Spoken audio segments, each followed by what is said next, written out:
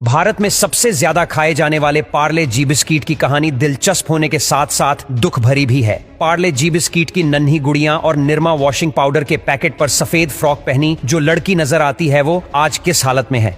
पिछले काफी लंबे समय से दिखाई देने वाली ये दो लड़कियां आज ये कैसी दिखती है। तो चलिए वीडियो को शुरू करते हैं। सबसे पहले बात करते हैं पार्ले जी पर छपी हुई क्यूट लड़की के बारे में, पर उससे पहले जानते हैं पार्ले जी बिस्किट का इतिहास जो 82 साल पुराना है। इसकी शुरुआत मुंबई के विलेपार्ले इलाके में एक बंद पड़ी पुरानी फैक्ट्री से हुआ था। ये साल 1929 की बात है जब एक व्यापारी मोहनलाल दयाल ने इस फैक्ट्री को खरीदा था, जहां पर इन्होंने कन्फेक्शनरी बनाने का काम शुरू किया और धीरे धीरे पार्ले जी कंपनी ने कमाई के मामले में रफ्तार पकड़ी। और साल 1939 के आसपास में पार्ले जी के व्यापारी पर एक खूबसूरत बच्ची की तस्वीर को छापा गया, जिसे लेकर लोगों ने खूब चर्चा की है। इस तस्वीर को लेकर हमेशा ही एक महिला का नाम आया है और वो है नागपुर की नीरू देशपांडे। पर कुछ साल पहले जब मीडिया में इस तरह की खबरें फैली तो मजबूरन पार्ले जी के प्रोडक्ट मैनेजर को सामने आना पड़ा और उन्होंने साफ तौर पर कह दिया था कि पैकेट पर दिखने वाली बच्ची की तस्वीर का वास्ता किसी से नहीं है। ये एक इमेजिनरी इमेज है जिसे मग्नलाल दाहिया नाम के एक चित्रकार ने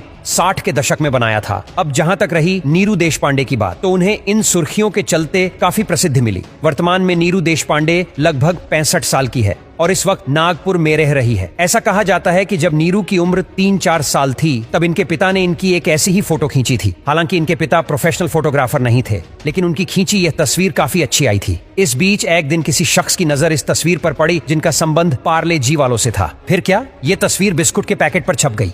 अब बात करते हैं टीवी पर एक समय पर सबसे ज्यादा चलने वाले निरमा वॉशिंग पाउडर के बारे में। बता दें कि साल 1969 में गुजरात के करसन भाई ने निरमा वॉशिंग पाउडर की शुरुआत की थी। बताया जाता है कि करसन भाई ने निरमा नाम के वॉशिंग पाउडर का कारोबार तब शुरू किया था जब इस धंधे में उतरने के बारे में कोई सोच भी नहीं रहा था। इन्होंने एक जमाने में घर घर जाकर अपना वॉशिंग पाउडर बेचा था। हालांकि इन्होंने आखिरकार क्यों निरमा वॉशिंग पाउडर पर इस लड़की को छापा है, ये कहानी दिलचस्प होने के साथ साथ दुख भरी भी है। दरअसल करसन भाई की एक छोटी बेटी थी जिससे ये बेहद प्यार करते थे। वैसे तो इनकी लड़की का नाम निरुपमा था, लेकिन प्यार से ये अपनी बिटिया को निरमा कहकर बुलाते थे। हर एक पिता की तरह करसन भाई भी अपनी बेटी को आंखों से ओझल नहीं होने देते थे। लेकिन किस्मत पर किसका बस चलता है। एक दिन कहीं जाने के दौरान निरुपमा का एक्सीडेंट हो गया और उसकी मौत हो गई। इस घटना से करसन भाई इस कदर टूट गए कि इन्हें संभालना मुश्किल हो गया था। कि हमेशा से इसी बात की ख्वाहिश करते रहते थे कि इनकी बेटी निरमा बड़ी होकर खूब नाम कमाए। लेकिन निरमा की अचानक डेथ हो जाने से इनका ये ख्वाब पूरा नहीं हो सका। पर ये इस बात को ठान चुके थे कि निरमा को वो अमर कर देंगे। फिर इन्होंने निरमा वॉशिंग पाउडर की शुरुआत की